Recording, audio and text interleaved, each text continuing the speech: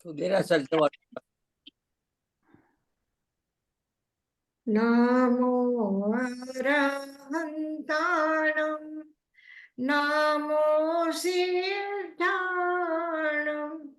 નમો આયર્યાણં નમો વજ્રાયાણં નમો લોએ સવસાહુણં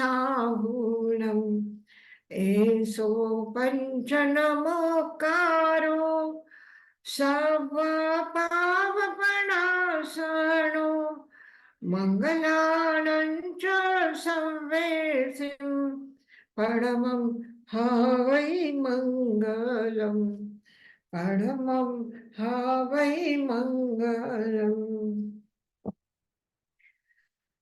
આ ઉત્તરાધ્યાય સૂત્રનું પહેલા અધ્યાયની ગાથા ચાલે છે. એની એક ગાથા પછી બીજો અધ્યાય શરૂ થઈ જશે.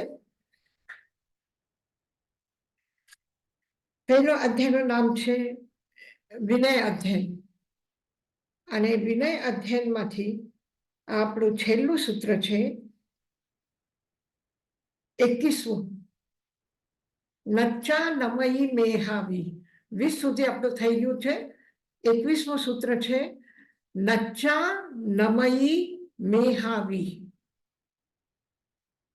વિનય અધ્યયનમાં મહત્વપૂર્ણ વાત પણ એમને કરી કે જાણવાની કોશિશ કરો. શું જાણવું છે? અઠ્ઠજુક્તાની શિખિજા નિરઠ્ઠાની ઉવજ્જય.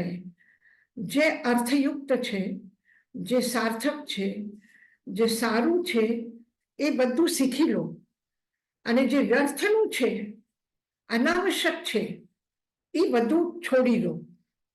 પછી જ્ઞાન પ્રાપ્ત કર્યા પછી તમે પ્રતિક્રમણમાં કર્યું છે અઠ્ઠહિમ મય ઠાનેહિમ. જાયમયનમ કુલમયનમ બલમયનમ જાતિ કુલ બલ ઈશ્વર્યમયનમ ઐશ્વર્ય. આ ચાર મદ એટલે ઉન્માદ, અહંકાર કે મારા જેવું કોઈ નહીં. જેને ઉત્કૃષ્ટ જાતિમાં જન્મ થાય, ઉત્કૃષ્ટ કુલમાં જન્મ થાય, સાધન સંપન્નતા હોય, ઐશ્વર્ય હોય, શક્તિ હોય, તો એનું પણ એક મદ આવે છે, અહંકાર આવે છે. આ તો જીવનની બાહ્ય સ્થિતિમાં છે. તો અંતરંગ સ્થિતિમાં પણ એવું જ હશે ને. અંતરંગમાં પણ જે પણ કંઈ પ્રાપ્ત થાય એનું પણ અહંકાર આવી શકે છે. તો કોનું તમયનમ જ્ઞાનમયનમ. તપ મારા જેવું તપસ્વી કોઈ નથી. કોઈ ઘરમાં બીજા બધા ઉપવાસ કરતા હોય અને કોઈ એકાદ વ્યક્તિ ભોજન કરે તો શું કે આ કેવું ભૂક્કડ માણસ છે, એક દિવસ ખાવાનું નથી મૂકી શકતા, એક ટાઈમનો મૂકી ન શકતા, આટલું તપ નથી થતું. અને બીજાને નીચું દેખાડવાનું અને મારા જેવું તપ કરવા વાળો કોઈ નથી. આ તપનું પણ શું થાય છે? એક મદ છે.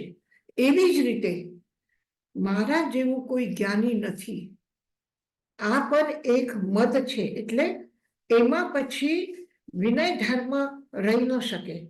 વિનય ધર્મ ક્યાં રહેશે? વિનય ધર્મ ક્યાં રહેશે કે જેને અહંકાર નથી એ વિનમ્ર થઈ શકે છે. એટલા માટે એમને સાબિત કર્યું છે કે વિનય ધર્મના પાલન કરવા વાળા વ્યક્તિ જો જ્ઞાન પ્રાપ્ત કરે તો એ જ્ઞાનનું પણ એ અહંકાર ન કરે. નચ્ચા નમયી મેહાવી. જ્ઞાન પ્રાપ્ત કરીને, જ્ઞાત્વા મતલબ નચ્ચા. નચ્ચા એટલે જ્ઞાન પ્રાપ્ત કરીને, નમયી મેહાવી. મેહાવી એટલે બુદ્ધિમાન, જ્ઞાની. જ્ઞાની વ્યક્તિ જ્ઞાન પ્રાપ્ત કરીને નમયી નમ્ર થાય. નમ્ર હોવું જોઈએ, વિનયવાન હોવું જોઈએ. આમના ઝાડને જ્યાં સુધી ફળ નથી લાગ્યા ત્યાં સુધી એની ઝાડની ડાળીઓ કેવી હોય છે? ઊંચી કે ઊંચાણના તરફ જાય છે, ઊંચી જગ્યા ઉપર જાય છે. અને પછી ફળ લાગ્યા પછી આ ડાલી, આ શાખા શું થાય છે? નમી જાય છે. મને આટલા સરસ કેરીના ફળ મેં આપ્યા, આટલા ફલવાન છું હું, એનો અહંકાર કરીને આકાશના તરફ નથી જતા, ઉપર નથી જોતા. ક્યાં જુએ છે? એ ઝૂકી જાય છે, નમી પડે છે. તો જ્યારે સફળતા મળે, જ્ઞાન પ્રાપ્ત થાય, ઐશ્વર્ય પ્રાપ્ત થાય, જે જોઈએ એ બધું મળી જાય, તો એ પ્રાપ્ત કર્યા પછી, જ્ઞાન પ્રાપ્ત કર્યા પછી એ વ્યક્તિને નમઈ, એ બુદ્ધિમાન વ્યક્તિ ઈ છે, જ્ઞાની, સાચું જ્ઞાની ઈ છે કે જ્ઞાન પ્રાપ્ત કરીને પણ નમ્ર બની જાય છે, વિનમ્ર થાય છે, અહંકાર નથી રાખતો. નચ્ચા નમઈ મેહાવી, મેહાવી એટલે બુદ્ધિમાન, જ્ઞાની. નચ્ચા જ્ઞાન પ્રાપ્ત કરીને નમી પડે છે, નમઈ નમ્ર થાય છે, વિનયવાન થાય છે. તો નચ્ચા નમઈ મેહાવી. હવે એક અધ્યયન વિનય ધર્મનું થયું, પછી બીજું અધ્યાય શરૂ કરે છે. અને એમાં સૌથી પહેલી વાત એમને કરી કે બુદ્ધિમાન છે, વિનયવાન છે, તો એને જીવનના વ્યવહાર કેવા હોવા જોઈએ? માહિને અસનપાનસ, આગળનું સૂત્ર છે 22. માહિને અસનપાનસ, માત્રજ્ઞ હોવું જોઈએ, એટલે પરિમાણની ખબર હોવી જોઈએ. માત્રા, આપણે કહીએ ને કે ઔષધિની પણ એક માત્રા હોય ને, એક લિમિટ હોય, એક નિશ્ચિત કરેલું પરિમાણ હોય કે કેટલા અંશમાં દવા લેવાની છે, કેટલા અંશમાં ભોજન લેવાનું છે, કેટલું પાણી પીવું છે. આ બધાની સાધકને, સાધક એટલે માત્ર એમ નથી કે બસ ક્યાંય ધ્યાન સાધનામાં બેસી ગયા, કે ક્યાં તપશ્ચર્યામાં બેસી ગયા, કે ઘણી બધી સામયિક લઈને બેસી ગયા. એ નથી. એને પોતાના શરીરનો અને શરીરની આવશ્યકતાનો પણ ખ્યાલ હોવું જોઈએ. શરીર માટે કેટલું આવશ્યક છે એની માત્રા, એનું પરિમાણ, એનું પરિમાણ એટલે લિમિટ, લિમિટ પણ નહીં, લિમિટમાં થોડું એમ હોય કે ઓછું કરો, ઓછું પણ નહીં કરવાનું, બરાબર બી નહીં કર, વધારે પણ નહીં કરવાનું, જેટલું જોઈએ એટલું જ. નાપ તોલ એનું ખબર હોવી જોઈએ. માયનને અસનપાનસ, અન્ન પાણીનો પણ માત્રજ્ઞ હોવું જોઈએ, એનું ખબર હોવી જોઈએ કે મને કેટલી રોટલી ખાવાની છે, કેટલું શાક ખાવાનું છે, કયું શાક અનુકૂળ છે સ્વાસ્થ્યના દૃષ્ટિથી, સૂપ લેવાનું છે કે જ્યુસ લેવાનું છે, એ બધું આહારનું પણ, ખાવાનું પીવાનું બરાબર વિવેક રાખવું જોઈએ, માત્રજ્ઞ હોવું જોઈએ. એમ નહીં કે નથી ભાવતું, મનગમતું નથી એટલે ખાવાનું મૂકી દે, અને બહુ સારું હોય તો વધારે પડતું ખાઈ લે, એ નહીં. શરીરને આવશ્યક છે અને પથ્ય હોય તો કેટલું લેવાનું. અને એમ નહીં કે શુગરની તકલીફ છે, મીઠું ગળ્યું નથી ખાવું, તો પણ આ થોડું ખાઈ લો ને, શું બગડે છે? આ પ્રસંગ છે એટલે ખાઈ લીધું, આના ઘરે જમવા ગયા એટલે ખાઈ લીધું, આના કરો, આ કરી લીધું એટલે ખાઈ લીધું, અને પછી પરેશાન થાવ છો, પછી દુઃખી થાવ છો, તો એ નહીં.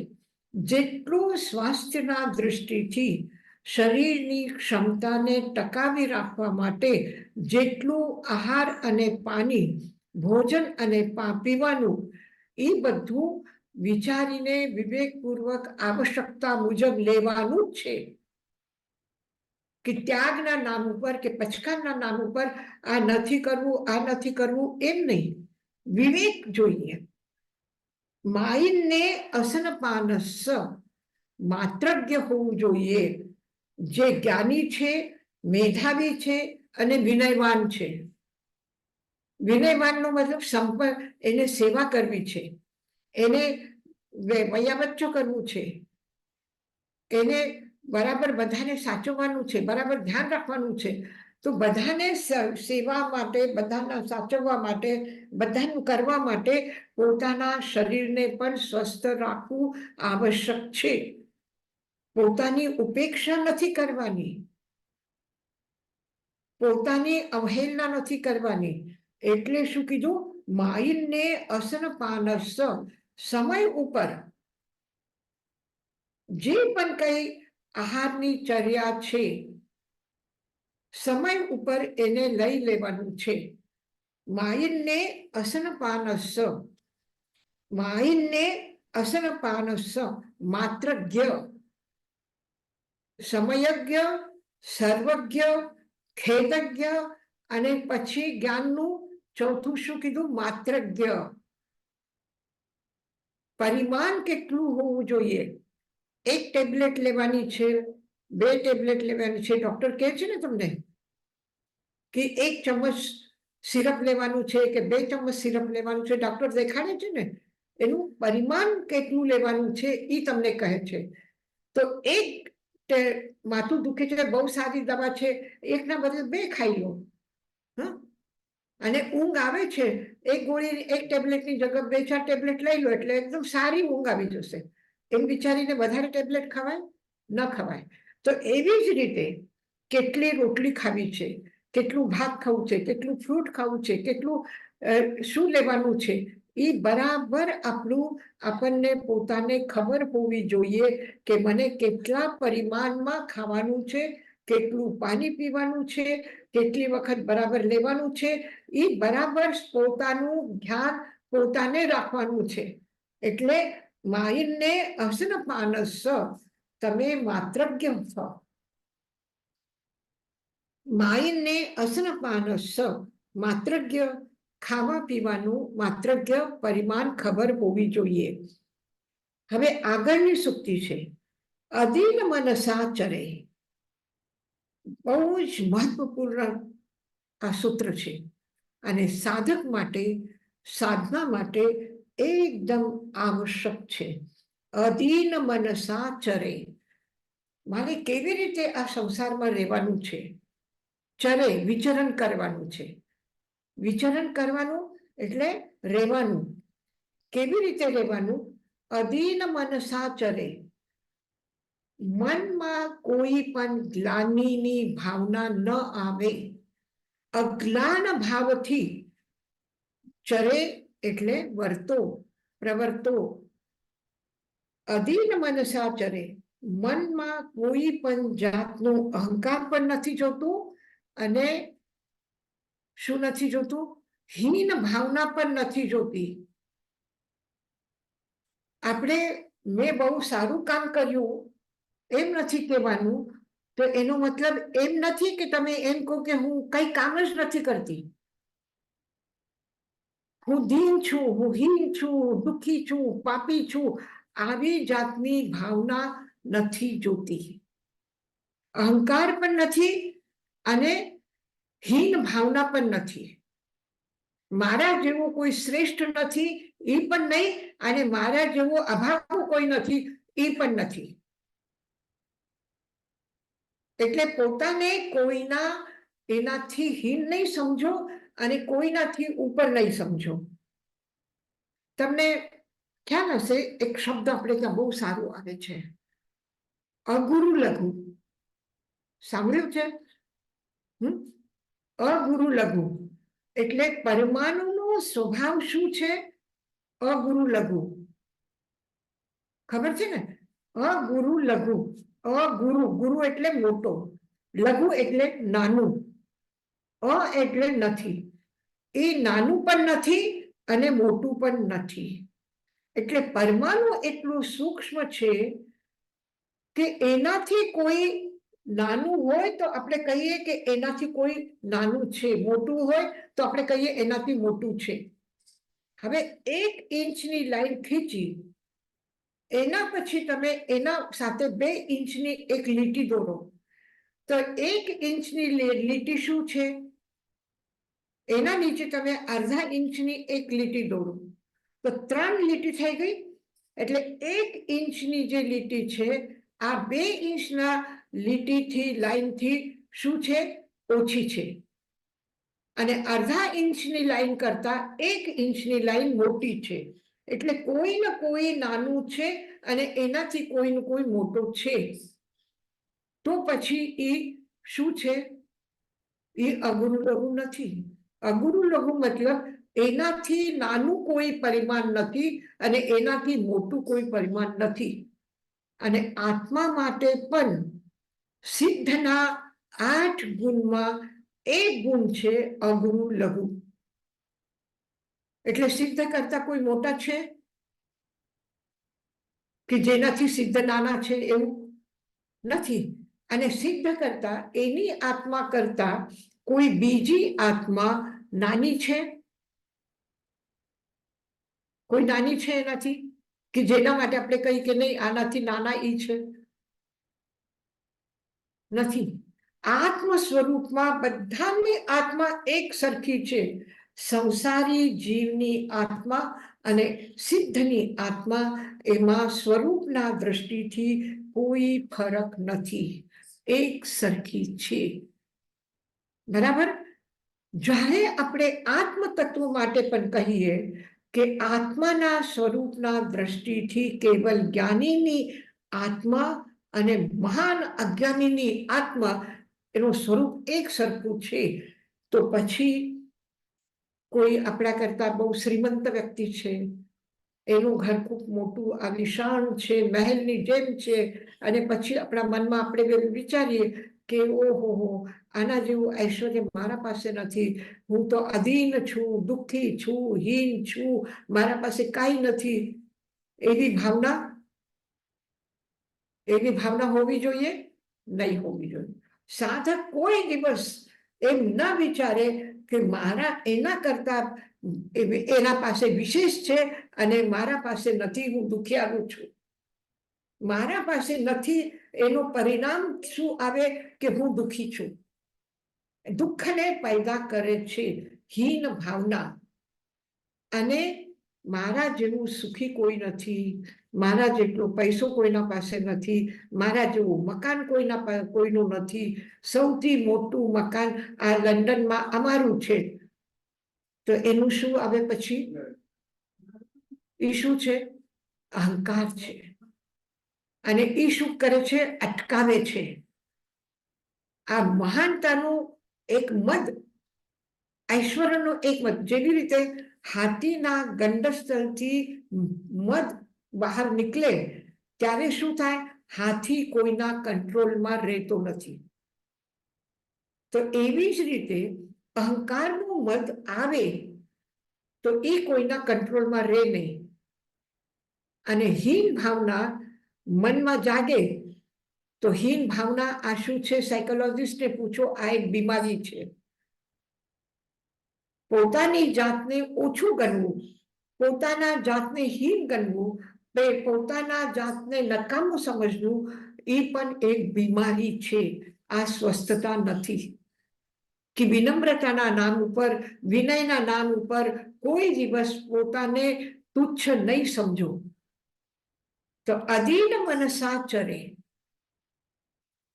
અને આ ઉત્તરાર્ધી સૂત્રના બીજા અધ્યાયમાં તો કહ્યું, પણ એક તમને કહું, અંતગળ દશાંક સૂત્રમાં જ્યાં અર્જુન માલી સુદર્શનના એમાંથી અભિભૂત થઈને ભગવાન મહાવીર પાસે આવ્યા અને આવીને ભગવાન પાસે દીક્ષા લીધી.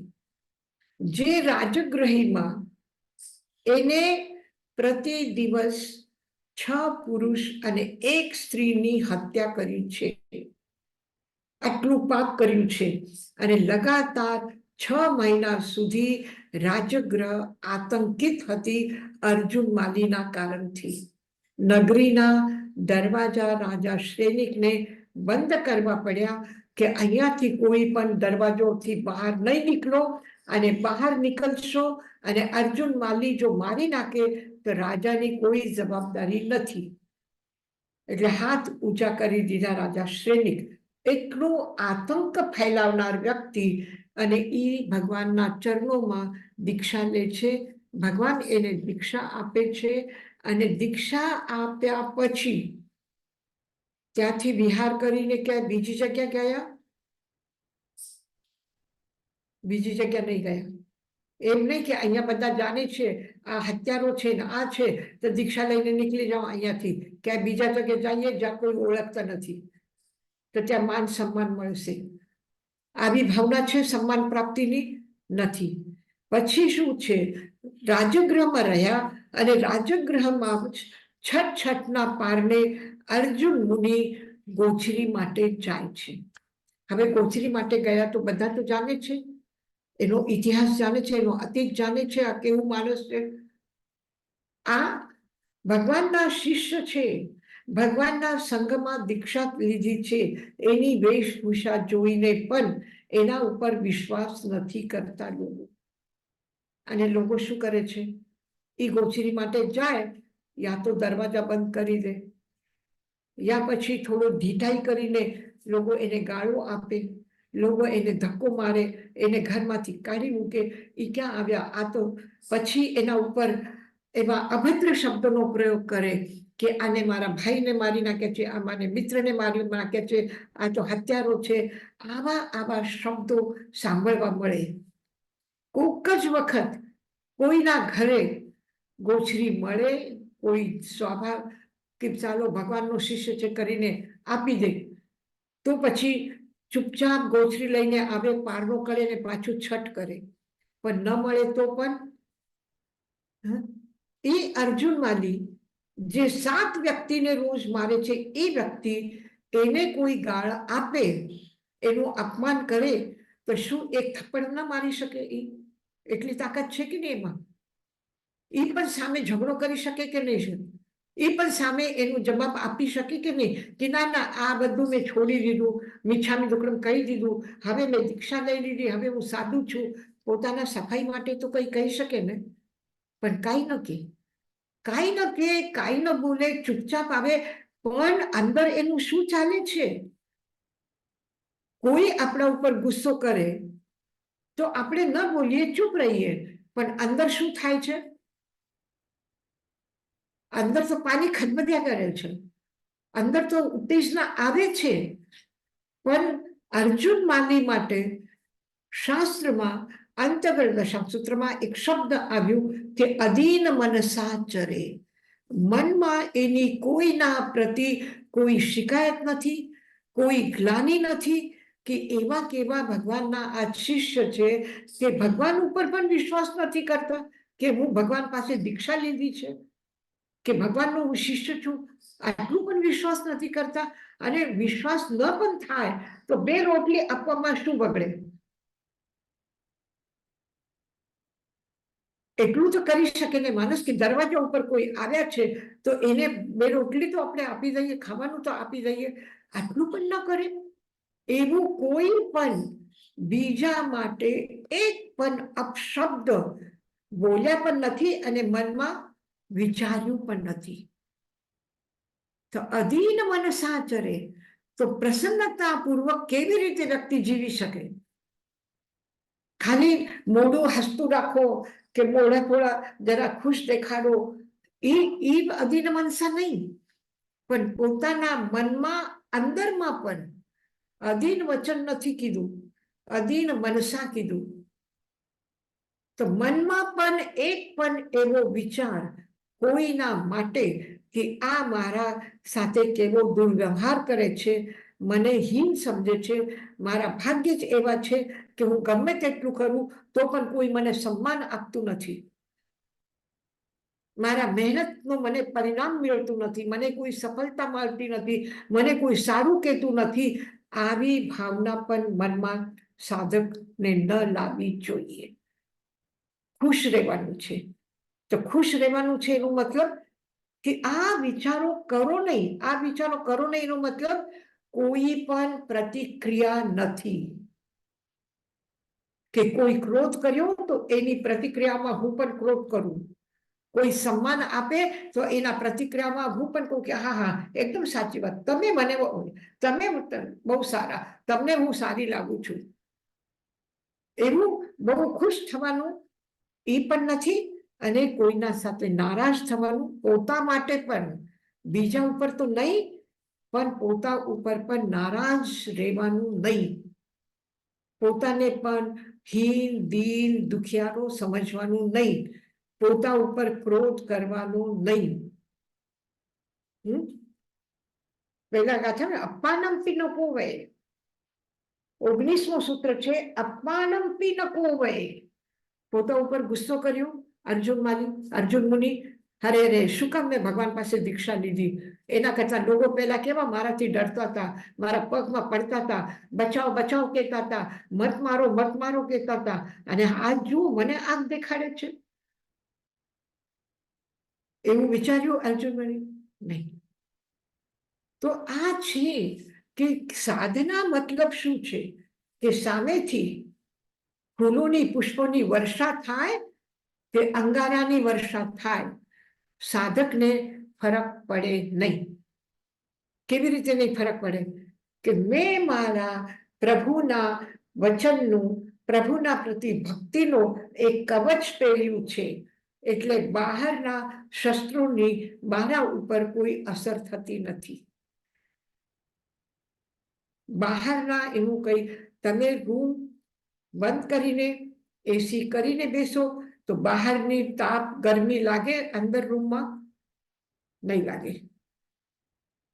તો એવી જ રીતે પોતાને બહારના તાપથી બચાવવા માટે એવું આપણે જે સ્વાધ્યાય કર્યું છે, જે જ્ઞાન મેળવ્યું છે, જે પ્રભુના પ્રત્યે આપણી ભક્તિ છે, આનું એક કવર કરી દીધું છે.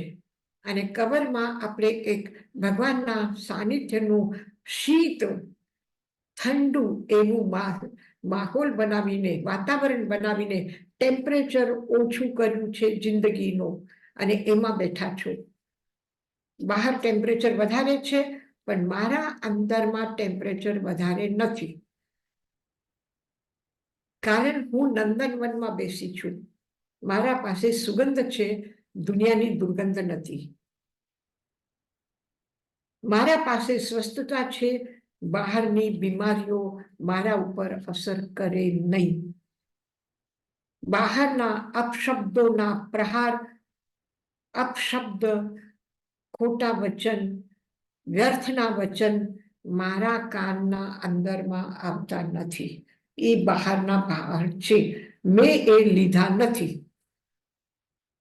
બુદ્ધે એક વખત બેઠા હતા અને એક બેન આવીને જેમ તેમ બાફવા લાગી, ખૂબ બોલી, તું આવું છે તો આવું છે, મારા છોકરાઓ બધા, અમારા ગામના છોકરાઓને બધાને દીક્ષા આપી દીધી છે, પરિવારમાં એ લોકો પરેશાન છે, એનું આ છે, એનું આ છે, ખૂબ બોલે ખૂબ બોલે. બુદ્ધ ચૂપચાપ સાંભળે છે. પછી આનંદથી રહેવાનું નહીં એમના શિષ્યથી, એ એને જવાબ આપવા ગયા તો બુદ્ધ કે રહેવા દે, કઈ બોલવાની જરૂર નથી. પછી એ બેન ગયા પછી બુદ્ધને આનંદ પૂછે છે કે તમે પણ કઈ બોલ્યા નહીં અને મને પણ કઈ બોલવા ન દીધું, એને બરાબર જવાબ આપવું જોતું હતું કે નહીં? કેટલું જેવું તેવું બાપતા હતા, કેવું બોલતા હતા. મારાથી ન થાય તમને કોઈ એક પણ શબ્દ આવી રીતે બોલે તો મને સહન ન થાય. બુદ્ધ કે આનંદ, તું કોઈના ઘરે ગોચરી માટે ગયો અને એ વ્યક્તિ તને બાસી રોટલી, ખરાબ રોટલી, વાસ આવે એવી મીઠાઈ અને ખરાબ થયેલું ભોજન સડેલું આપે અને તું નહીં લે, ના પાડે કે મારે નથી જોતું, તો એ ભોજન કોના પાસે રહે છે? કોના પાસે રહેશે? તને કોઈ ફાટેલા કપડા આપે અને તું કે ના મને જરૂરત નથી, તું નહીં લે, તો એ કોના પાસે રહેશે? કોના પાસે રહેશે? કે એ જે બોલતા હતા એના શબ્દો મેં લીધા જ નથી, તો પછી કોના પાસે છે? મારી પાસે કે એના પાસે? મેં લીધા નથી. તો આપણે પણ જો વિચારીએ કે આ જે કરે છે મેં કઈ લીધું નથી હો, પછી કોના પાસે રહેશે? જે બોલ્યા એના બોલ એના પાસે, મેં લીધા નથી. આપણે શું કરીએ છીએ? કોઈ ગુસ્સો કરે, કોઈ અપમાન કરે, તો એના મનના જે ગુબ્બારા છે, અંદર બળતરા છે, ઈર્ષા છે, દ્વેષ છે, ઘૃણા છે, બળતરા છે અંદર, એ બધી એ બહાર કાઢે. એ બહાર કાઢીને આપણે શું કરીએ છીએ? એ બહાર પોતાના ફ્લેટમાંથી કાઢીને બહાર મૂકી દે, ડસ્ટબિન બહાર મૂકી દીધું, બધું કચરું ભેગું કરીને. આપણે શું કરીએ? આપણે આપણા ઘરમાં લઈ આવીએ ને, એનું ફેંકેલું કચરું આપણે ઉપાડીને આપણા ઘરમાં લઈ આવશું? આપણે લાવશું? નહીં લાગે. તમે બહુ ડાયા છો, બહુ સમજદાર છો, મેધાવી છો. તમે કોઈનો ફેંકેલો કચરો અંદર લેતા નથી. No entry. આપણે ન લીધું, પછી ક્યાં રહ્યું? જે જ્યાં એને રાખ્યું એના પાસે, આપણા પાસે નહીં. તો એવી જ રીતે કોઈ પણ પોતાની ઈર્ષા, દ્વેષ, ઘૃણા, નફરત, વિકાર જે પણ એના અંદરમાં છે, ગુસ્સો, એને બહાર કાઢ્યું, બાક્યું બધું, અંદરનો ઉભરો નીકળી ગયું. તો આપણે લઈ લેવાનું, એ બધું આપણે લેવાનું. જોજો હો, કઈ ભૂલથી રહી ગયું હશે, આવી ગયું હશે તો. હવાથી આપણે ન લીધું, પણ હવાથી ઉડીને કચરો આવ્યો હોય તો એને પણ થોડું સાફ કરી દો, બહાર કાઢી દો. તો એ જ કહે છે કે અધીન મનસા ચરે. મનમાં કચરો બધું ઉપાડીને લાવવાનું, રાખવાનું, અને પછી કહેવાનું કે અરે રે, મારું ઘર ગંદુ છે, મારા ઘરમાં બીમારી ફેલાઈ ગઈ છે, મારા ઘરમાં મક્ખી મચ્છર બહુ આવે છે. આપણે કહીએ ને કે આ દુઃખ છે, આ દુઃખ છે, આ દુઃખ છે, એ અપમાન કરે છે, એ આ કરે છે. આ શું છે બધું? આ બીજાના ફેંકેલા કચરાને ભેગા કર્યા, બીજાના ફેંકેલી ગંદકીને આપણે લઈ લીધી, અને એમાંથી આ બધા મચ્છરો ઊભા થઈ ગયા કરડવા માટે, અને ત્રાસ આપવા માટે, અને બીમારી ફેલાવવા માટે. તો આપણે શું કરવાનું? આ કચરો જ કાઢી નાખો. અધીન મનસા ચરે. આપણા મનના અંદરમાં એની કોઈ જગ્યા નથી. આપણા પાસે ભગવાનની સ્તુતિ કરવા માટે, આપણા પાસે ભગવાનની આપેલા જ્ઞાનનો સ્વાધ્યાય કરવા માટે શાસ્ત્રો છે. આપણા હૃદયમાં બધા માટે પ્રેમ અને કરુણાના ભાવ છે. આનાથી આપણે આટલા ભરપૂર છીએ, તો પછી આપણે શું કામ વિચારીએ?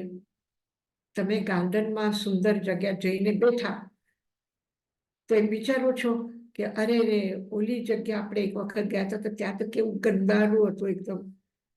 વિચારો છો? નથી વિચારતા ને? આનંદ લઈ લો, એન્જોય કરી લો.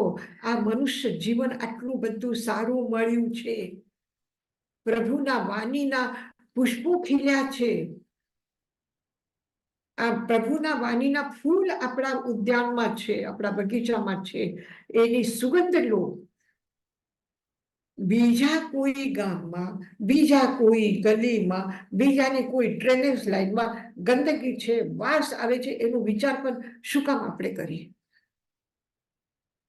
આ સુંદર દુર્લભ મનુષ્ય ભાવ મળ્યું છે. શાસ્ત્ર પ્રતિ શ્રદ્ધા મળી છે, પ્રભુની વાણી સાંભળીએ છીએ, પ્રભુની સ્તુતિ કરીએ છીએ, વડીલોના સેવા કરીએ છીએ, એમના આશીર્વાદ લઈએ છીએ, પરિવારને પ્રેમ આપીએ છીએ, સમાજ માટે કામ કરીએ છીએ. પછી હજી શું જોઈએ? તો અધીન મનસા ચરે. પ્રભુની કૃપા એટલી છે કે આટલું બધું સારું મળ્યું છતાં પણ એનું પણ મને કોઈ અહંકાર નથી. એનું પણ મને કોઈ, મારા મનમાં ન મળ્યું એનું દુઃખ પણ નથી, અને જે બહુ મળ્યું એનું મને કોઈ અહંકાર પણ નથી. તો એવું જે છે, અધીન મનસા ચરે. અધીન મનસા ચરે. પહેલા સૂત્રમાં શરીર માટે આવ્યું કે માઇનને અસનપાનસ, આ શરીર માટે આવ્યું. પછી મનને સ્વસ્થ રાખવા માટે અધીન મનસા ચરે. શરીરને સ્વસ્થ રાખવા માટે માયનને અસનપાનસ, અને મનને સુખી રાખવા માટે અધીન મનસા ચરે. હવે કાયાને પ્રશ્ન છે, કાયાથી શું કરવું જોઈએ? તો એ કહે છે કે નય વિત્તા સહે પરમ, નય વિત્તા સહે પરમ, નય વિત્તા સહે પરમ. નહીં કરું. શું નહીં કરું? વિત્તા સહે પરમ. પરમ એટલે બીજાને, બીજાને શું કરું? ત્રાસ. વિત્તાશય એટલે ત્રાસ, ત્રાસય, તાસય એટલે ત્રાસ, તકલીફ. વી મતલબ વિશેષ પ્રકારથી, ખૂબ વધારે કરીને અલગ અલગ પ્રકારથી કોઈને પણ તકલીફ નહીં આપું. મારા કાયાથી આવું કોઈ કર્મ હું નહીં કરું કે જેનાથી કોઈને તકલીફ થાય. મારા મનને તકલીફ ન થાય એટલા માટે અધીન મન સાચરે. અને કોઈને પણ મારાથી, હું જ્યાં રહું છું, એક સમાજમાં રહું છું, એક પરિવારમાં રહું છું, આસપાસ પડોશી છે, બીજા લોકો છે, હું દુનિયામાં રહું છું, તો દુનિયામાં પછી એકેન્દ્રીય જીવ, ઝાડ પાણી ઈ હોય કે કોઈ પશુ પક્ષી હોય કે કોઈ મનુષ્ય હોય, કોઈને પણ કષ્ટ થાય એવો વ્યવહાર હું નહીં કરું. ન વિત્તા સહે પરમ, ન વિત્તા સહે પરમ, ન વિત્તા સહે પરમ. અભિધાનમાં માયન્ને અસનપાનસ અદિન મન સાચરે નય વિત્તા સહે પરમ. હવે એક સૂત્ર હજી છે. મન વચન કાયા થઈ ગયું, પછી શું છે? ચિત્તવૃત્તિ, મારી ચેતના શું કરે છે? બધા ક્રોધ માન માયા લોભની તીવ્રતાથી મુક્ત થઈને પ્રભુનો શરણો મેં લીધું છે, પ્રભુની ભક્તિ હું કરું છું, અને એના લીધે મારા મિથ્યા દર્શન અને મિથ્યા જ્ઞાન, મોહનીય કર્મનું, મિથ્યાત્વનું જે છે એ પણ મટી ગયું છે, અને અજ્ઞાન પણ, જ્ઞાનાવર્ણ્ય કર્મનું પણ ક્ષય થયું છે. તો મને સમ્યક જ્ઞાન અને સમ્યક દર્શનની પ્રાપ્તિ થઈ. અનંતાનુબંધી ક્રોધ માન માયા લોભ આ મૂકવાથી મને સમ્યક્ત્વની પ્રાપ્તિ થઈ, અને સમ્યક્ત્વની પ્રાપ્તિના સાથે સાથે જ મારું જે અજ્ઞાન હતું એ પણ અજ્ઞાન જ્ઞાનમય પરિણત થયું. તો જ્ઞાન દર્શનની પ્રાપ્તિ કર્યા પછી શું છે કે પ્રભુના માર્ગ ઉપર હું જે ચાલું છું, તો મને કેવી રીતે ચાલવું જોઈએ? કેવી રીતે ચાલવું જોઈએ? શંકાભિવો ન ગચ્છેજ્જા, શંકાભિવો ન ગચ્છેજ્જા. શંકા અને ભીત એટલે ભયભીત. શંકા પણ નહીં કરો કે મેં જે આટલું બધું કરું છું, કરાવું છું, સ્વાધ્યાય કરું છું, ધ્યાન કરું છું, ખબર નહીં મારું કંઈ મને મળશે કે નહીં, મને કંઈ પ્રાપ્તિ થશે કે નહીં, પ્રભુને ભક્તિ કરી પણ સાચી કરું છું કે નથી કરતી, કોઈ આમ કે છે, કોઈ આમ કે છે, શું કરવું જોઈએ? આવી કોઈ જાતની શંકા નહીં કરો, નિશંકિત થઈને કરો. શંકા ભીવો અને કોઈ ભય નહીં રાખો કે ખબર નહીં હું ભગવાનની ભક્તિ કરું છું પણ નરકમાં તો નહીં જઈશ ને, દુઃખ તો નહીં ભોગવું પડશે ને. તો આ કોઈ પણ જાતની શંકાઓથી ગ્રસ્ત નહીં રહેતા અને ભયભીત નહીં થતા. ભીવો, ભીવો ન ગચ્છેજ્જા, શંકા અને ભયને સાથે લઈને નહીં ચાલો. શંકા એક શલ્ય છે. તમે બહાર નીકળો છો, શૂઝ પહેરવા જાઓ છો, શૂઝમાં એક કાંકરી છે, નાની સરખી કાંકરી છે, અને એ પહેરી લીધી, તો શૂઝમાં એ કાંકરી આવી ગઈ, તો તમે રસ્તાથી સારી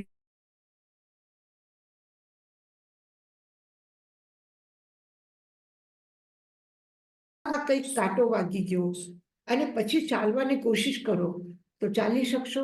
નહીં ચાલી શકશો. તો શું કરવું જોઈએ? આ કાંકરી શૂઝમાંથી કાઢી નાખો, પગમાંથી કાંટો કાઢી નાખો, તો ગચ્છેજ્જા, તમે સુખપૂર્વક ચાલો, સારી રીતે ચાલો. પ્રભુનો માર્ગ છે, અને આ માર્ગ ઉપર ચાલતી વખતે એમ નહીં વિચારતા કે આ ખબર નહીં સાચો માર્ગ છે કે ખોટો માર્ગ છે, હું જે કરું છું એ બરાબર છે કે નહીં છે, અને ખબર નહીં હું સારું કરવા જાઉં ખોટું પડે તો. તમે લંડન થી ઇન્ડિયા આવો અને જે ફ્લાઇટમાં બેઠા છો અને પછી તમે શંકા કરો કે ખબર નહીં આ ફ્લાઇટ ક્યાંની છે, ક્યાં જાય છે, ઇન્ડિયા જાય છે કે નથી જતી, પછી એમાં ભય પણ નહીં રાખો કે ક્યાંય રસ્તામાં મને ઉતારી દેશે તો, કોઈ પણ બીજા એર ઉપર પહોંચાડી દેશે તો શંકા રહિત અને ભય રહિત થઈને ચાલો.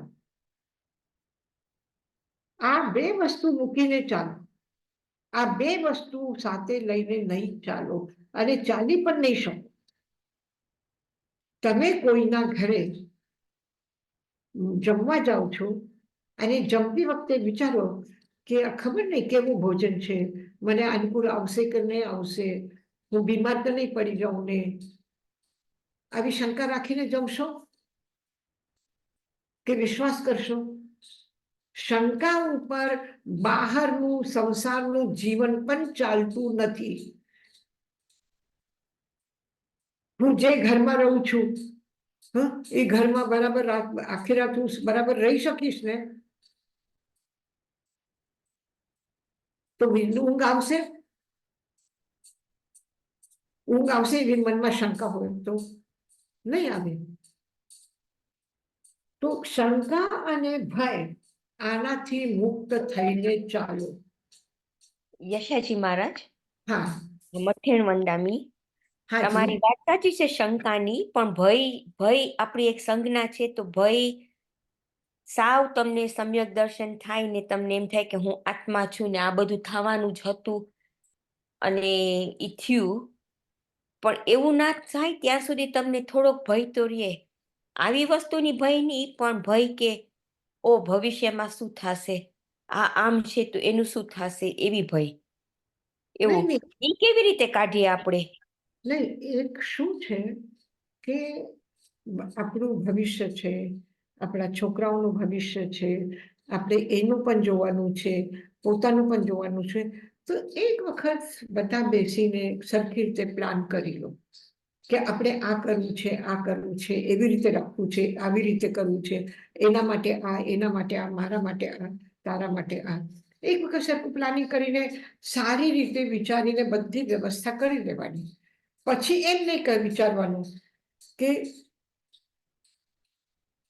એક દુકાનમાં, મોલમાં, આપણું જે પણ વ્યવસાય છે આમાં આપણે કોઈને જોબ આપીએ, એ આપણે ત્યાં સર્વિસ કરે અને પછી હંમેશા એક વખત આપણે એને પારખી લીધું પછી એના પર આપણે વિશ્વાસ કરીને કે આ બરાબર કરશે કામ,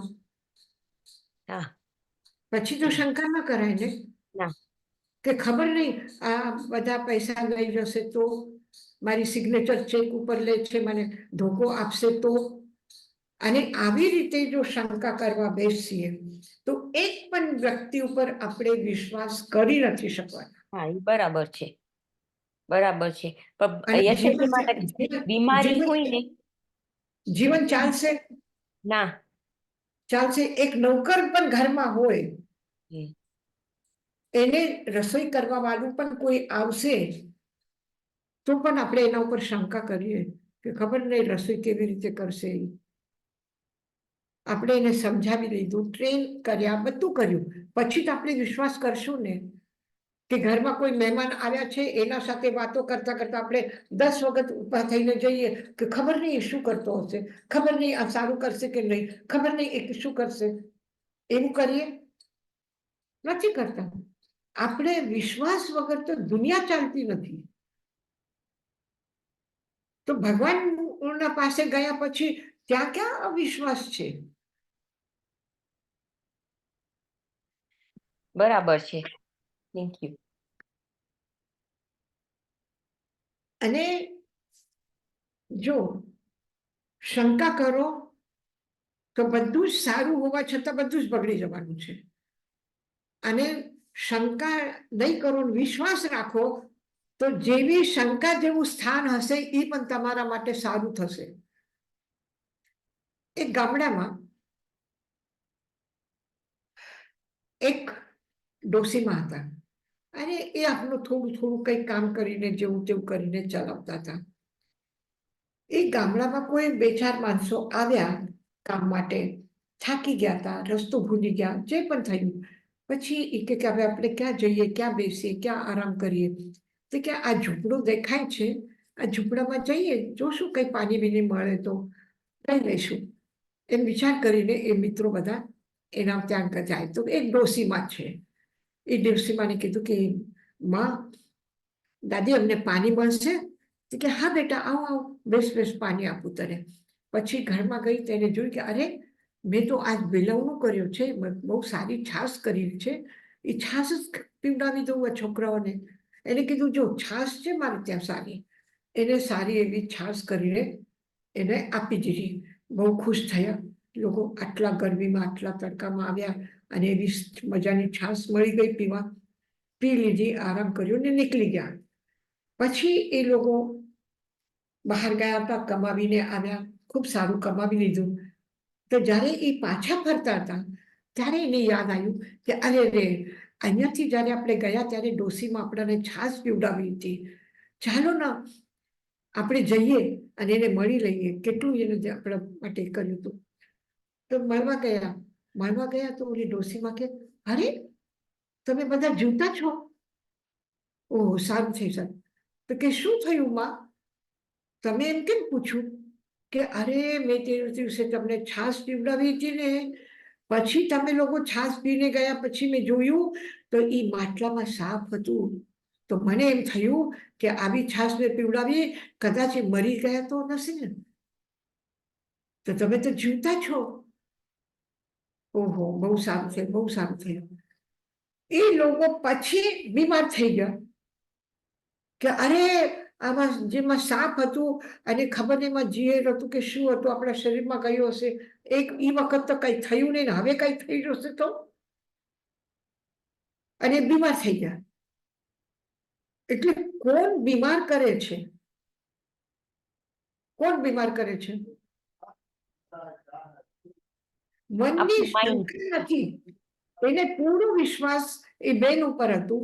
અંજાન વ્યક્તિ એટલા પ્રેમથી આપે છે તો પી લીધું, કઈ ન થયું. અને જ્યારે એને કીધું કે આવું થયું હતું ત્યારે એ મનમાં અરે, હવે શું થશે? તો આટલા દિવસ બહાર ગયા, સ્વસ્થ હતા, પાછા આવ્યા ત્યારે કઈ ન થયું. અને પછી કે અરે રે, અમે તો આવી છાશ પીધી, અમે તો આવી છાશ પીધી કરીને બીમાર થઈ ગયા. તો શંકા હોય તો વિશ્વાસ કરવા જેવી વસ્તુ પણ શંકિત થઈને ઝેર બની જાય છે. અને વિશ્વાસ હોય તો ઝેર પણ અમૃત બની જાય છે. આપણો કોઈ ફેમિલી ડોક્ટર છે અને આપણને બીમારીમાં દવા લખી આપે છે. આપણે જે દવા લખીને આપી છે એ આપણને ખબર છે કે એના શું રિએક્શન આવશે, આ કઈ બીમારીની દવા છે, આ કોના માટે દવા છે, કેટલી લેવા, કાંઈ આપણને ખબર નથી. એના ઉપર ભલે ને એના નામ લખ્યા હશે કે શું શું આ દવામાં નાખેલું છે, તો પણ એ આપણને કઈ ખબર નથી. તો પણ આપણે લઈએ છીએ કે નહીં લઈએ? વિશ્વાસ કરીને લઈએ છીએ ને? એમ તો નથી કરતા ને ખબર નહીં ડોક્ટરના મનમાં શું આવ્યું હશે અને કઈ મને મારવાની દવા આપે તો? એવું કોઈ દિવસ વિચારીએ આપણે? આપણે તો એના પર વિશ્વાસ કરીને જ ચાલીએ છીએ. તો વિશ્વાસ વગર દુનિયા નથી ચાલતી. તો વિશ્વાસ વગર ભગવાનની દુનિયામાં આવ્યા છો, ભગવાનના શાસનમાં આવ્યા છો, ત્યાં કોના ઉપર શંકા કરવાની? ત્યાં પ્રભુના માર્ગ ઉપર જ શંકા કરીએ કે વિશ્વાસ જોઈએ કે બસ એ જે થવાનું છે સારું જ થવાનું છે. યશાજી મહારાજ, જે હાજી. જે ભય છે એનું હા મૂળ કારણ શું છે? આસક્તિ? હા, બરાબર છે, એકદમ બરાબર છે. હમ. કે મને જે મળ્યું એ મારા હાથથી છૂટી ન જાય. મોહ છે. અને મોહ એટલે આસક્તિ. કોઈ મને ધોકો ના આપે. કોઈ બીજાને આપે તો કઈ વાંધો નહીં, ને મને ના આપે. કોઈ ખરાબ વ્યક્તિ છે એ બધાનું ખરાબ કરે, બીજાનું કરે ત્યારે કઈ ન વિચારીએ, પણ મારું કોઈ બગાડે નહીં. તો પોતાનું હું ને બચાવવાનું છે, મને મારી જાતને મને બચાવવું છે. અને એ બચાવવા માટે હું શું કરું? બસ કોઈ મને તકલીફ ના આપે, કોઈ મને એ ન થાય, ક્યારે હું પડી ન જાઉં. કોઈ બીજાનો તો છોડો, થોડી પણ વીકનેસ હશે અને બિછાનામાંથી ઊભા થયા તો 1 મિનિટ ચક્કર આવશે તો આપણે તરત જ કહીએ, અરે ક્યાંય હું પડી નહીં જાઉં.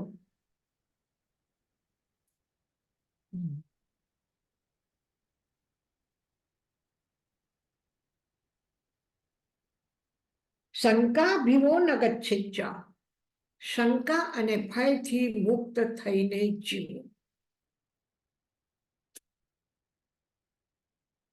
અને વસ્તુનો ભય, શત્રુનો ભય, ઝેરીલા પશુ પક્ષીઓનો ભય, એ તો બધા નામ છે બહારના.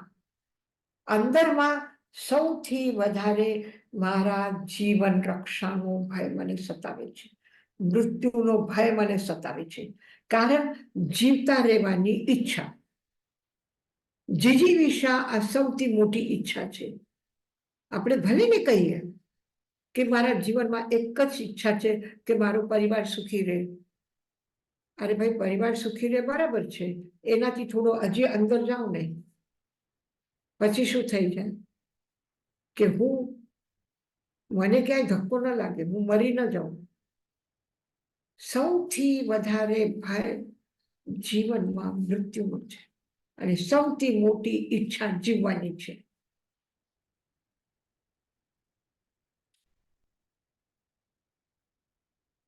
એટલા માટે અતિચારમાં જે છે, જીવ્યા સંસર્પોગે મરણા સંસર્પોગે, 2 પ્રકારની ઈચ્છા છે. હું જીવતો રહું, હું મરું નહીં.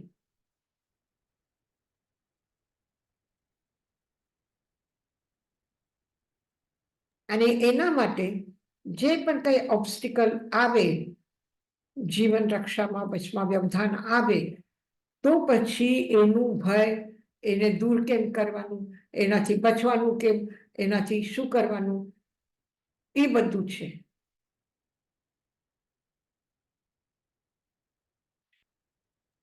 બીજું કઈ કોઈને પૂછવું છે?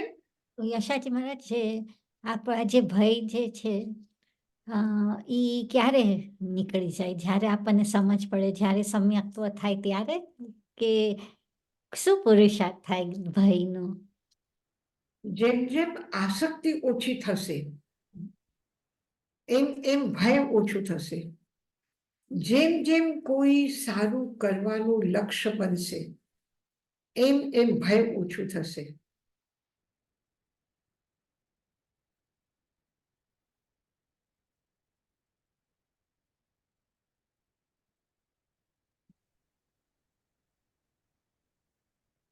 અને દરેક વિકૃતિના પાછળ એ છે. આચારામ સૂત્રમાં આપણે સ્વાધ્યાયમાં કર્યું હતું કે કોઈ મને મારે છે, એટલે હિંસા શા માટે કરે છે વ્યક્તિ? કોઈ મને મારે છે એટલે હું એને મારું, કોઈ મને માર્યું તું એટલે હું એને મારું, કોઈ મને મારશે એટલે હું એને મારું. એટલે એને તમારી સાથે ખરાબ કર્યું અતીતમાં, હવે એનો બદલો લેવાનું છે. હવે એ ભય છે, હજી કંઈ મને મારી નહીં, એટલે એના પહેલા એને મારી નાખું. પછી અત્યારે એ મારી રહ્યું છે, કે અત્યારે મને નુકસાન પહોંચાડે છે, એટલે હું એને મારું. અને અરે આ માણસ છે ને બહુ ખરાબ છે, ક્યાંય આપણા ઘરે આવશે ને કાંઈક કરી બેસશે ને, એનો મનને થોડું પણ થાય તો તરત જ મારી નાખશે. એટલે ભવિષ્યમાં એ ખરાબ કરશે, એનું ભય છે. તો ભયથી હિંસા થાય છે. આ 3 જ વિકલ્પ છે હિંસાના પાછળ. અને એના પાછળ 3 ગણાવ્યા, પણ એમ જોતા એક જ છે કે મને કોઈ જાતનું નુકસાન નહીં થાય, એટલે મને મારી આસક્તિ.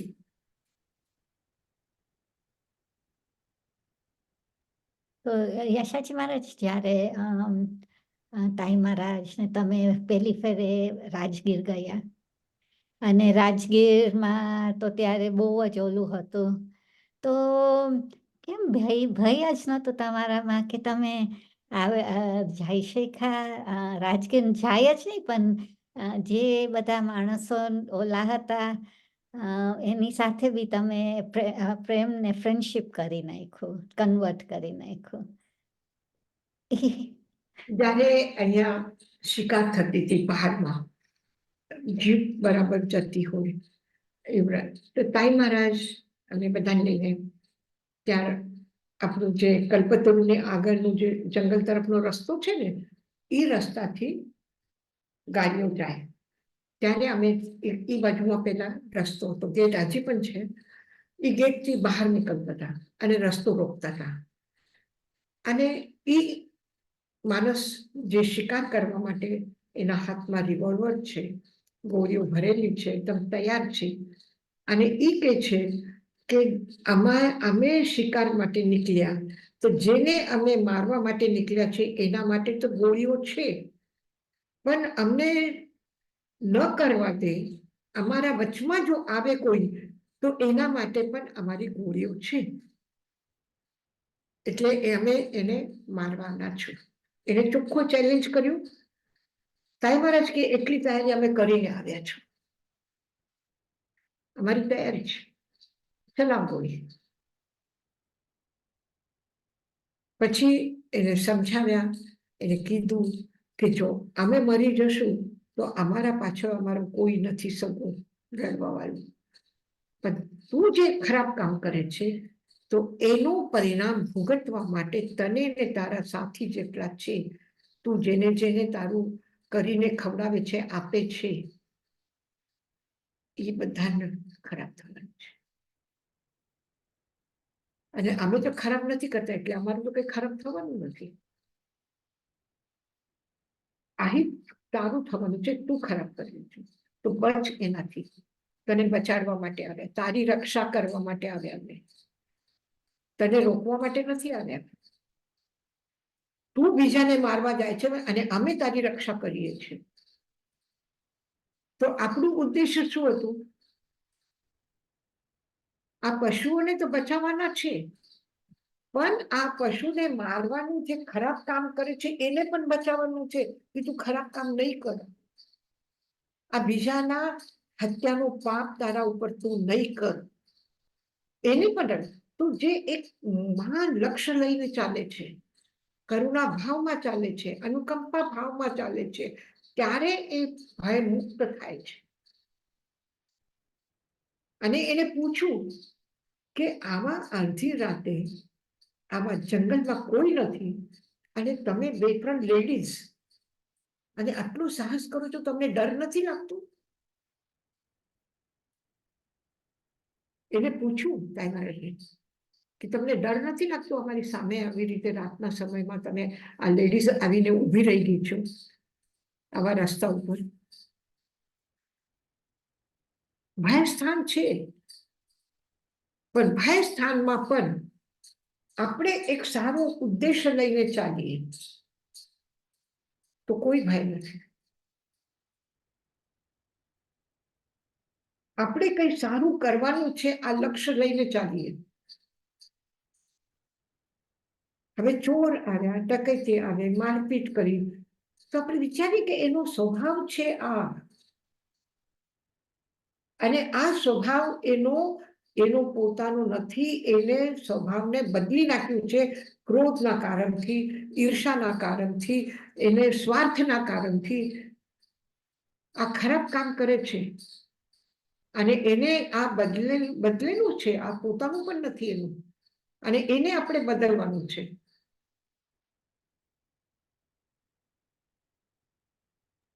જો આપણે બીજાને તુચ્છ સમજીએ, બીજાને ખરાબ સમજીએ, તો પછી આપણે પણ ખરાબ કરવા માટે તૈયાર થઈ જઈએ. કોઈ મારે એટલે આપણે પણ એને મારવા માટે તૈયાર થઈ જઈએ. કોઈ ઈંટ મારે તો હું પથ્થર મારીશ, તો આપણી તૈયારી ક્યારે થઈ? એ મને ગાળો આપે એટલે મને ક્રોધ આવ્યો, અને પાછું આપણે એમ વિચારીએ આ બરોબર છે મારું, મને ક્રોધ નથી આવતું કોઈ દિવસ નહીં, પણ એને મારો અપમાન કર્યો એટલે મને ક્રોધ આવ્યો, એટલે સફાઈ આપીએ છીએ આપણી જાતની. તો પછી ક્રોધ આવશે જ નહીં. તો જ્યારે હું વિચારું કે નહીં, મને હું ડાઈ છું, સમજદાર છું, મેધાવી છું, ભગવાન કીધું છે કે જ્ઞાનીની, શ્રદ્ધાવાન વ્યક્તિનો, અનંતાનુબંધીનો ક્રોધ ખતમ થઈ ગયું છે, તો પછી આ જરાક ક્રોધ માટે હું શું કામ મારા ભક્તિને ખતમ કરું? હું શું કામ મારા સારો સ્વભાવને ખરાબ કરું? ક્રોધ એને કર્યું, એનો સ્વભાવ છે, મારો સ્વભાવ નથી. તમે જોહરી છો, તમારા મોલમાં, તમારું એક મોલમાં એક દુકાન છે ઝવેરાતની, અને તમારા પાસે કોઈ એક વ્યક્તિ આવે અને એમ કે મારે શાકપાન લેવા છે, મને શાકપાન આપો ને, તમે શું કહેશો? શું કહેશો તમે? અમારી પાસે નથી. શાકપાન નથી અમારા દુકાનમાં. તારે હીરા મોતી જેવર કઈ લેવા આવે, સોનું ચાંદી લેવું તો લઈ લે, અમારી પાસે એ નથી. તારે લેવું હોય ને તો ઓલી બાજુ છે સબ્જી માર્કેટ, એમાં ઈ જ આવે છે. હવે આપણા પાસે નથી તો આપણે કઈ આપણા પાસે નથી. તો મારા પાસે ક્રોધ નથી,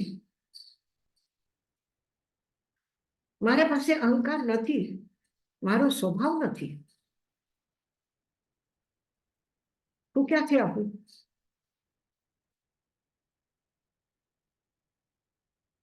મને કોઈને, હું પ્રભુના માર્ગ ઉપર ચાલુ છું, મને પ્રભુના વાણીનો પરિચય કરાવવાનો છે. મારાથી બને એટલું હું માને બીજાને પણ આમાં રંગાવું, મારાથી થાય એટલે બીજાના મનમાં પણ એમાં રુચિ જગાડું, એનું જીવન પણ સારું થાય, આ મારા મનની ભાવના છે. સર્વે ભવંતુ સુખિનઃ, સર્વે સંતુ નિરામયા, સર્વે ભદ્રાની પશ્યંતુ, મા કશ્ચિત દુઃખ ભાગ ભવેત. અમે વિચારીએ છીએ કે તમે દુઃખી ન થાવ, એટલા માટે તમને કહીએ છીએ. તો પછી કહેવાનું મન થશે કે ઉપર દુઃખી થવાનું મન થશે? શું થાય?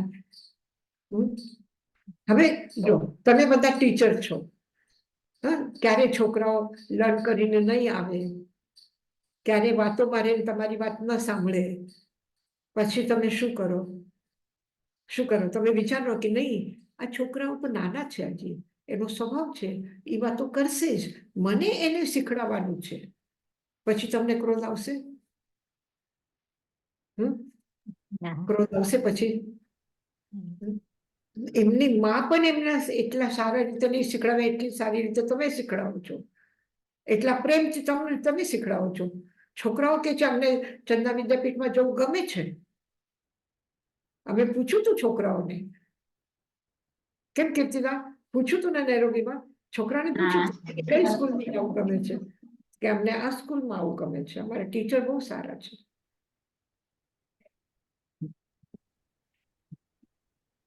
યશાજી મહારાજ, મથેણ વંદામી, હું તમને એક પ્રશ્ન પૂછું. આપણે ભયની વાત કરીએ છીએ ને એની. ત્યારે શુભમજી મહારાજને બીમાર પડ્યા ત્યારે તમારામાં ભય હતો કોઈમાં, કે આનું શું થશે એવી રીતના ભય હતો?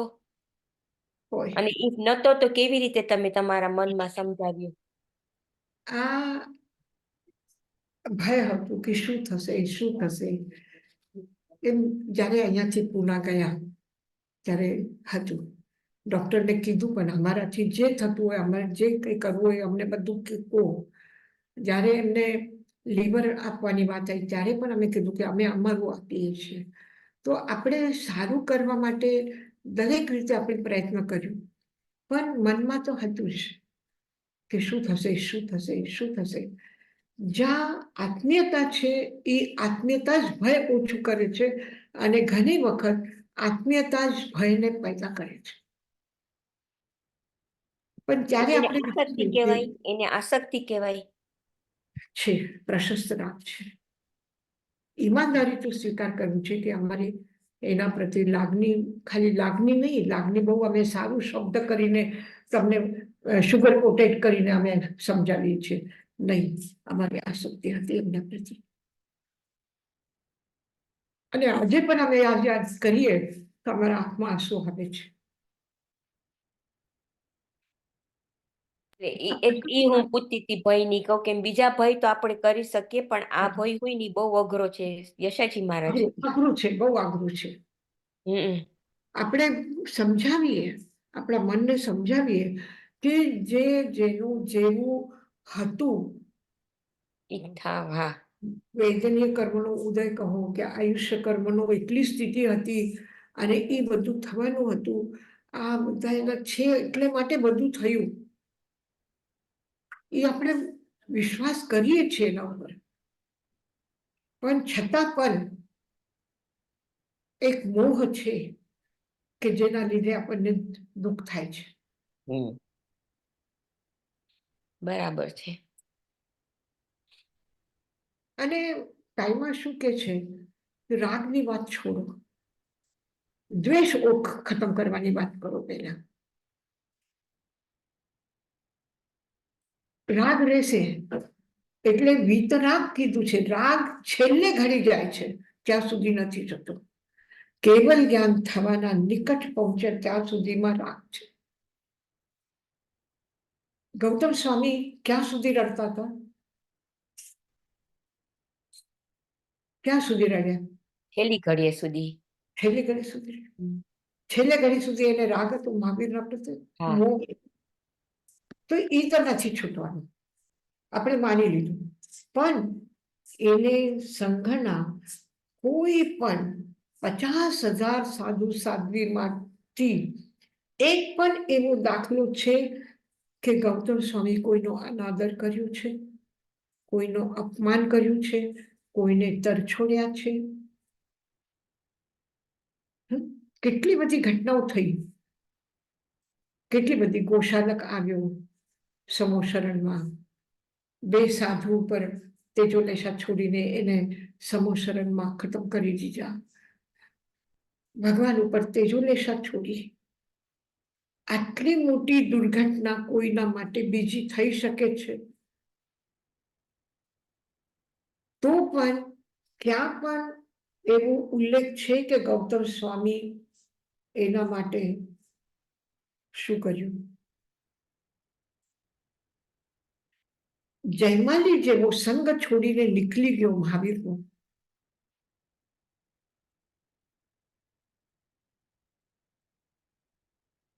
શું ઉલ્લેખ છે કે આ ગૌતમ સ્વામી કીધું કે આ કેવો શિષ્ય હતો મહાવીર, કે એને આમ કર્યું? કીધું, ઉલ્લેખ કર્યું કોઈ દિવસ? તો દ્વેષ છોડો ના. પહેલા રાગ તો નહીં છૂટે, દ્વેષ તો છોડી દઈએ ને, અશુભ તો છોડી દઈએ ને. આપણે શુભ તો કરવાનું જ છે.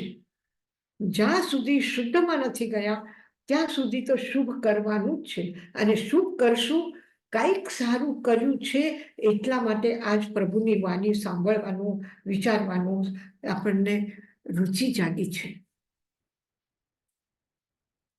કઈ ભગવાનના વિષયમાં સારું વિચારવાનું, કઈ અનુકંપાનું કામ કરવાનું, કે કોઈને સ્વાધ્યાય કરાવવાનું, કે કોઈને ભણતરમાં આગળ લાવવાનું, કે કોઈને મદદ કરવાનું, આ જે શ્રેષ્ઠ ભાવ આવ્યું અને એ ભાવમાંથી આપણે એવી રીતે કરી શકીએ છીએ.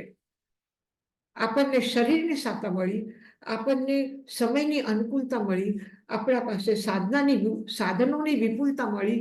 આ કોના એનાથી મળી? પુણ્યથી મળી, પુણ્ય કર્મથી જ મળી ને. અને પુણ્ય કર્મ શું છે?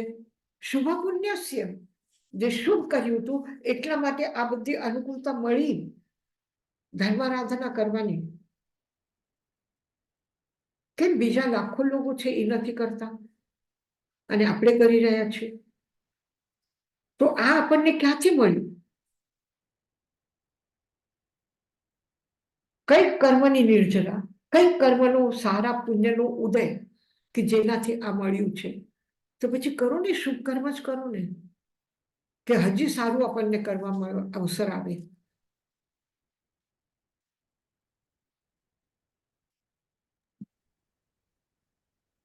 અને ગૌતમ સ્વામીને કેટલું બધું મોહ હતું.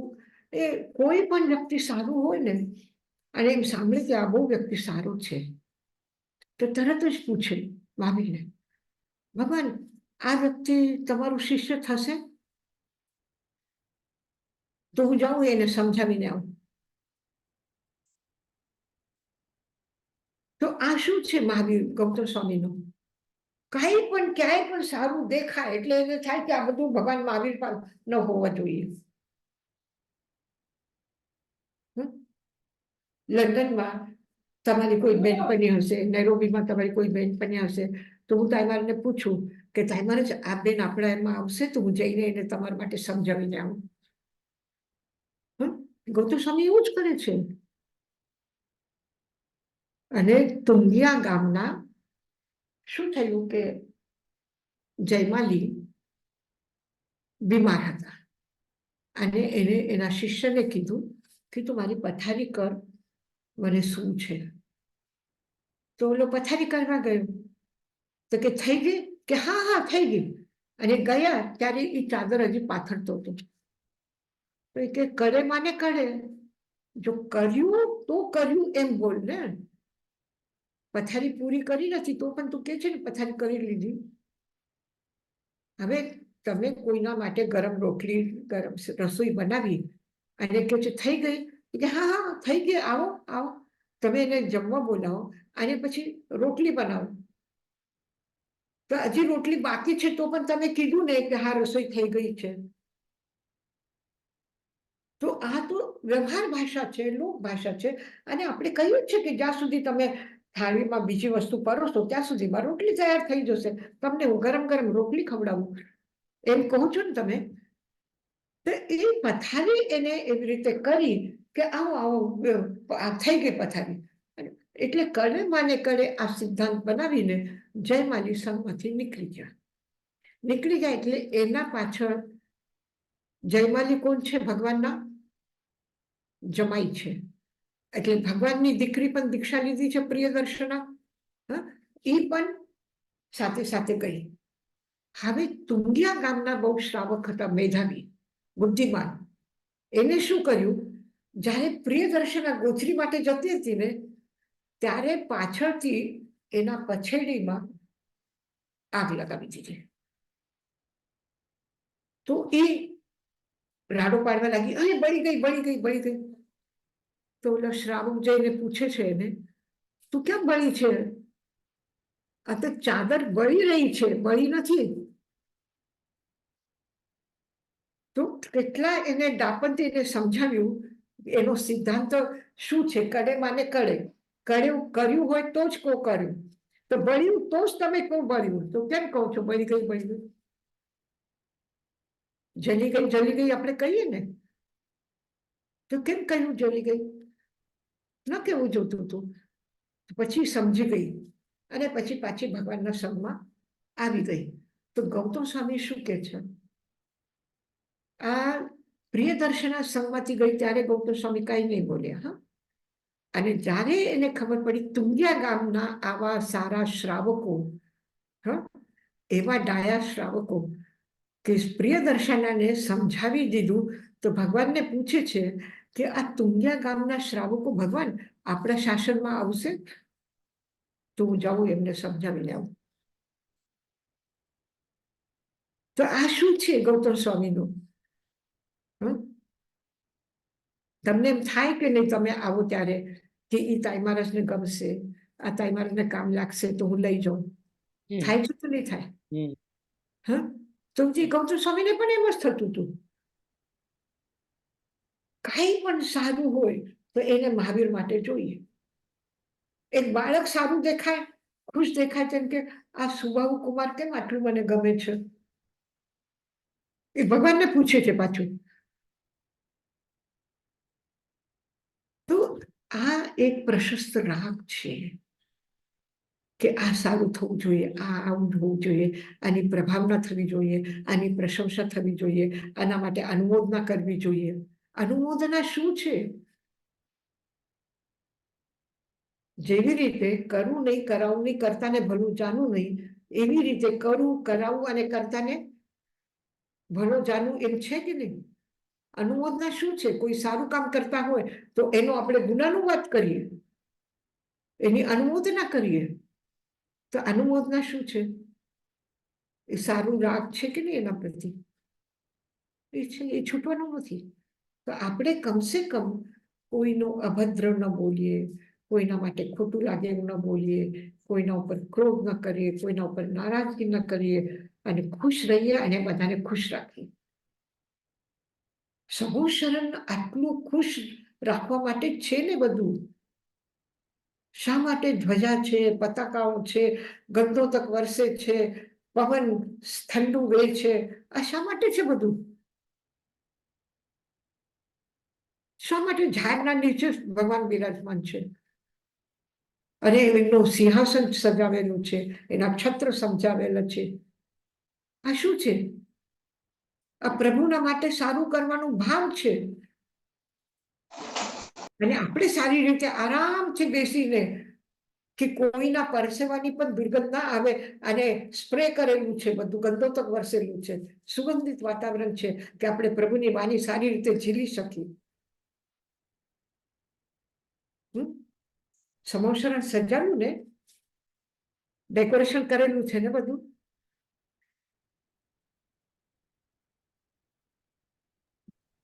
થેન્ક યુ યશાજી મહારાજ અને મિચ્છામી દુક્કડમ. મેં તમને દુઃખ પહોંચાડ્યું હોય ને તો ના, એમાં શું દુઃખ પહોંચાડ્યું? ના,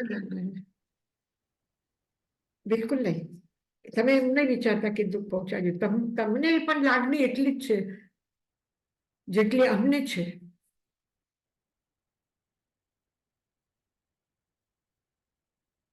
હા, મંગલ પાઠ કરીએ. હા યશાજી મહારાજ. હા.